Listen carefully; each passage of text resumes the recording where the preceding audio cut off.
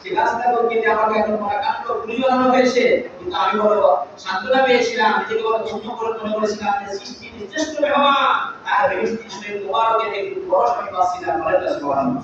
আজকে যখন আমাকে সরিয়ে রাখে আপনার দেখা আমি কান্না করতে আসি। রাসূলুল্লাহ সাল্লাল্লাহু আলাইহি ওয়াসাল্লাম হাদিসের ব্যাখ্যায় সারেগণ বিরুদ্ধভাবে বলেছেন যে আমি তোমাকে মদিনার বাগানে লাগিয়ে দেব, তুমি তাজা হবে, এখনই তোমার থেকে ফল হবে, খেজুর আসবে, মেহমানরা খাবে। হুজুর আমি তো এই তাজা হওয়ার জন্য কাঁদতে আসি না, আমি তো আপনার বড় আপনার একটু সান্নিধ্যে থাকার জন্য কাঁদতে আসি। রাসূলুল্লাহ সাল্লাল্লাহু আলাইহি ওয়াসাল্লাম সাহাবীরা ওর কাছে কান্না মাফ করে দাও, কিয়ামতের ময়দানে ওর কাছে কাঁদো, আমার সাথে মহব্বত ভালোবাসা থাকার কারণে আমি যে জান্নাতে থাকবো, এই ওর কাছে কাঁদো, আমার সাথে আল্লাহর জান্নাতে থাকবে। বলেন সুবহানাল্লাহ। সেই বিধানে তারপর উস্তুলায় আমরা এরপরে আছে আপনার উস্তুলায় আপনার সার, উস্তুলায় আপনার উস্তুলায় হলো আপনার সার, যেটা উস্তুল হলো রাসূলুল্লাহ সাল্লাল্লাহু আলাইহি ওয়াসাল্লাম বলে আপনার আসতে প্রবেশ করতে ওই সময় সাহাবীরা আপনার পাশে অবস্থান করতে পাহারা দিতেন। এই যে আপনার একটা পিলার আছে, এরপর আছে উস্তুলা কুকুর, কুকুর শব্দ হলো আপনার ভূমিষ্ঠের জায়গা, যেখানে আপনার বিভিন্ন দেশি মেহমান আসলে ওখানে রাসূলুল্লাহ সাল্লাল্লাহু আলাইহি ওয়াসাল্লামকে বসার জন্য আপনার জায়গা দিতেন। এরপর উস্তুলা বাবা একটা সাহাবী হযরত নওয়াব রাদিয়াল্লাহু আনহু যুদ্ধে একটি আপনার নির্দেশ অমান্য হয়েছিল, যার কারণে তিনি এত নিজেকে ছোট মনে করেছিলেন, মহান রাসূলুল্লাহ তিনি আমরা অসন্তুষ্ট হয়েছিলেন, যার কারণে তিনি নিজেকে নিজেই আপনার একটা রশি দিয়ে এই আপনার প্রতিষ্ঠানে বেঁধে নিয়েছিলেন এবং তিনি প্রতিজ্ঞা করেছিলেন যতক্ষণ পর্যন্ত রাসূল সাল্লাল্লাহু আলাইহি ওয়াসাল্লাম আমাকে খুশি হয়ে আমাকে ক্ষমা না করে যতক্ষণ আমাকে ছেড়ে না দিবেন ততক্ষণ পর্যন্ত আমার হাত থেকে আমি এই আপনার বিরাট থেকে আমি আলাদা হব না, এর সাথে আমি রশি বেঁধে অবস্থান করব। একটা নির্দিষ্ট অমান্য হওয়ার কারণে চিন্তা করতে পেরেছে, নিজেকে নিজে বিলাসের সাথে রশিতে বেঁধে নিয়েছে। আল্লাহু আকবার বলেন। মহাজির হাদিস অথবা রাসূলুল্লাহ সাল্লাল্লাহু আলাইহি ওয়াসাল্লাম ভিডিও প্রতিজ্ঞা করলেন, বাবা রাদিয়াল্লাহু তাআলা মহান আল্লাহ যতক্ষণ আমাকে নির্দেশ না দিবেন তোমাকে ছেড়ে দেওয়া হবে না, ততক্ষণ আমিও ছাড়ব না। 50 দিন পর, কতদিন বলেন? 50 দিন। 50 দিন পর আল্লাহর পক্ষ থেকে আয়াত নাযিল হলো, রাসূলুল্লাহ সাল্লাল্লাহু আলাইহি ওয়াসাল্লামকে মেসেজ দেওয়া হলো, তারপরে নবী রাদিয়াল্লাহু তাআলা আনহু সেই বিরাট থেকে আপনার রশিমুক্ত করা হলো। সুবহানাল্লাহ। সেই বিরাটের নাম হচ্ছে উসতুনায়ে লুবাবা। এরপর একটা আপনার বিরাট নাম হলো উসতুনায়ে আপনার সারি। উসতুনায়ে সারি শব্দের সারি শব্দের অর্থ খাট। রাসূলুল্লাহ সাল্লাল্লাহু আলাইহি ওয়াসাল্লাম যখন ইন্তেকাল করতেন তখন ওই জায়গায় এই আপনার রাতের বেলায় একটু আপনার অল্প একটু সময় বিশ্রামের জন্য ওইখানে একটা আপনার আসন তিনি বসাতেন, এর নাম বলা হয় উসতুনায়ে সারি। আর তা হলো আপনার উসতুনায়ে জিবরাইল, যেখানে রাসূলুল্লাহ সাল্লাল্লাহু আলাইহি ওয়াসাল্লামের কাছে জিবরাইল সাল্লাল্লাহু সরাসরি আল্লাহর কালাম নিয়ে আসতেন। আর আমার উসতুনায়ে আয়েশা রাদিয়াল্লাহু তাআলা আনহা, রাসূলুল্লাহ সাল্লাল্লাহু আলাইহি ওয়াসাল্লাম বলেছেন ইয়াতুল জান্নাত মধ্যে এমন একটি জায়গা আছে যে জায়গার মর্তবা যদি আমার সাহাবী আমার পক্ষে না জানতো তাহলে লটারি কেটে সেখানে নামাজ পড়ার জন্য তারা চেষ্টা করবে। বলেন না সুবহানাল্লাহ। আর শিবে প্রমাণ রয়েছে যে সেই জায়গাটা কোনটা, সেই জায়গাটা হলো উসতুনায়ে আয়েশা রাদিয়াল্লাহু তাআলা আনহা। সবাইকে হারিয়ে দিয়ে জান্নাতের মধ্যে যদি বেশি সময় সুযোগ হয় তাহলে এই মধ্যে জায়গাগুলোতে একটুখানি অবতরণ করবে, আল্লাহর কাছে কান্নাকাটি করবে। সবাইকে হারিয়ে বিশেষ করে রাসূলুল্লাহ সাল্লাল্লাহু আলাইহি ওয়াসাল্লামের এই কদম মোবারকের পাশে মদিনা মুবারকের জীবনী থাকবে, নামাজ কালাম রোজ কোরআন তেলাওয়াত থাকবে, বেশি বেশি করে বিশেষ করে রাতের বেলায় যখন ঘুমিয়ে যাবেন, ইসলামে যখন যাবেন, ওযু অবস্থা অবশ্যই ওযু অবস্থা আমাদের জন্য সর্বাবস্থা সেই পরামর্শ। ওযু অবস্থায় থাকা এটা অত্যন্ত একটি আপনার মোতাবারক অনেক ফজিলতপূর্ণ আমল এবং উচিত। একজন মুমিন একজন ইমানদার ওযু অবস্থায় থাকবে না, এটা হতে পারে না, সর্বাবস্থায় ওযু অবস্থায় থাকতে হবে। এজন্য আপনার প্রসঙ্গ করে একটি কথা বলে দেই, সেটা হলো যে যখন আপনি সফরে বেরোবেন, গাড়িতে আছেন, আপনার প্লেনে আছেন, আপনি ওযু চলে গেছে, ওযু করতে পারছেন না, কি করবেন? এই সময় তায়াম্মুম করবেন। কি করবেন? তায়াম্মুম করবেন। তায়াম্মুম করার জন্য একটা মাটির কাছে নিয়ে যাবেন। তায়াম্মুমের জন্য একটা মাটি নিয়ে যাবেন, পরের জমি থেকে যাবেন কিন্তু নিয়ে যাবেন না। এখন নিজের জমি তো নাই, শহরের মধ্যে কি করবে? এই যে দেখুন মানে আপনাদের দেখানোর জন্য সবসময় মনে রাখার চেষ্টা করুন। এই দই আছে না, এটা দই কিনে খাবেন।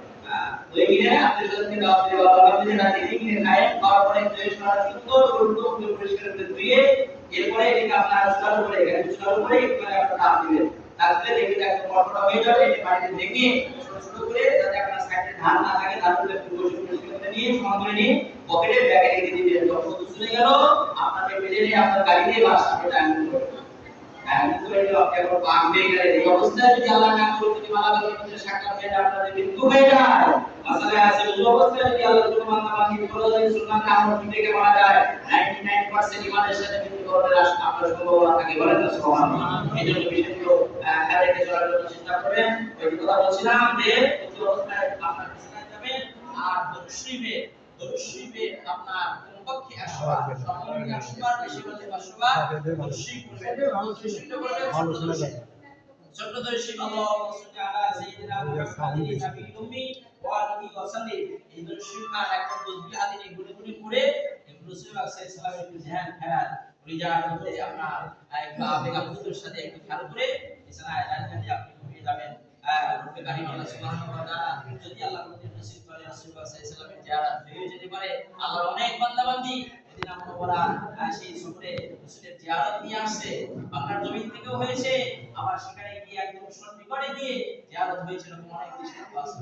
সম্মানিত হাজিরিন, আমাদের মুসলমান যারা করি ওয়াজাবাল্লাহু শাবাবি, যে আমার রওজা জিয়ারত করব তার জন্য আমার শাফাত ওয়াজিব, আর যে আমাকে দেখলো মান রাআনি ফিল মানাম ফাইন্নাহু শাইতানু লা ইয়াতামাসসালু ফি সূরাতি, যে আমাকে ঘুমের ঘরেও দেখেছে আল্লাহর জাহান্নাম তার জন্য চিরতরে হারাম হয়ে গেছে। সুবহানাল্লাহ বলুন। যদি ইমানের হালাতে রাসূল পাক সাল্লাল্লাহু আলাইহি ওয়াসাল্লামের জিয়ারত করা হয়ে যায় তাহলে জাহান্নাম তার জন্য চির হারাম হয়ে যাবে।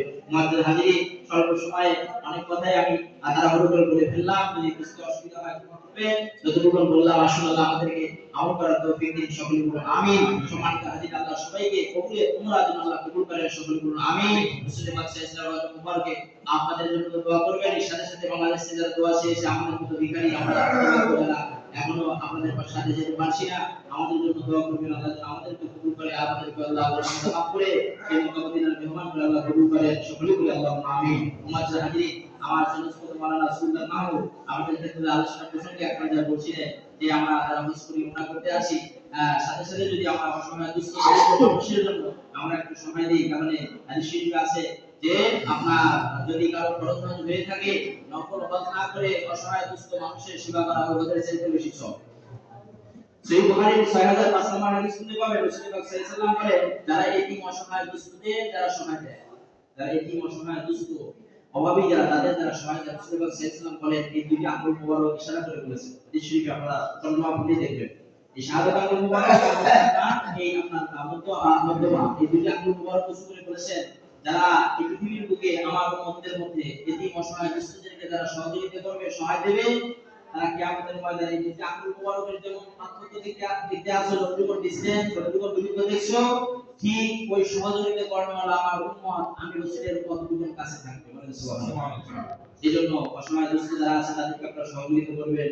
আমরা আল্লাহর খাস মেহমান, এই সকল সফরের সময় আমরা আমাদের মনটা নরম হয়ে যায়, আল্লাহর পথে দিনের পথে মসজিদ মাদ্রাসায় আমরা অনেক সহযোগিতা করে থাকি। সম্মানিত হাজিরিন, আপনাদের কাছে আমি একটি অনুরোধ, মানে যদিও এটা আপনার আনুষঙ্গিক আজকের আলোচনার মধ্যে নয়, তারপরে আপনাদেরকে আমি বলবো, মানুষ না বললে তো জানতে পারে না আমাদের যেখানে বসে আছে একটা মসজিদ এবং পাশে আপনার মুজাহিদিন দারুস সুন্নাহ দ্বিতীয় মাদ্রাসা বিষয় আপনার 2017 সালে আপনার নির্মিত হয়ে আছে। 26 সালের মধ্যে দেখতে পাচ্ছেন আপনার ঘরদুয়ার বিল্ডিং যা কিছু, এটা কিন্তু আপনার নিজস্ব আপনার বাপদাদার জায়গায় আমার সম্মানিত প্রতিষ্ঠাতা হয়েছিল, ওনার বাবা রেখে যাওয়া সম্পত্তি, তার উপরে ওনারা ভাই বোন সকলে মিলে এই প্রতিষ্ঠান করেছেন। আমাদের অনেকেরই সম্ভব হয় না, মন থাকলেও আমাদের জায়গা নাই যে আমরা প্রতিষ্ঠান করব।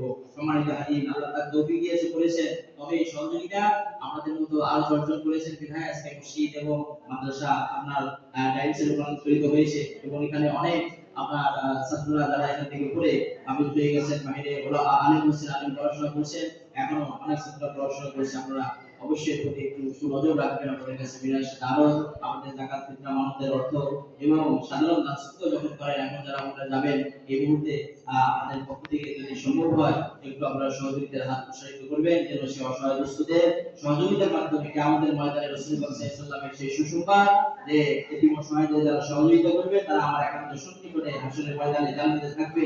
আমরা যেন সেই আপনার মেহমানের যেন আমরা হকদার হতে পারি। আল্লাহ আমাদের তৌফিক দান করেন, সকলকে আমিন।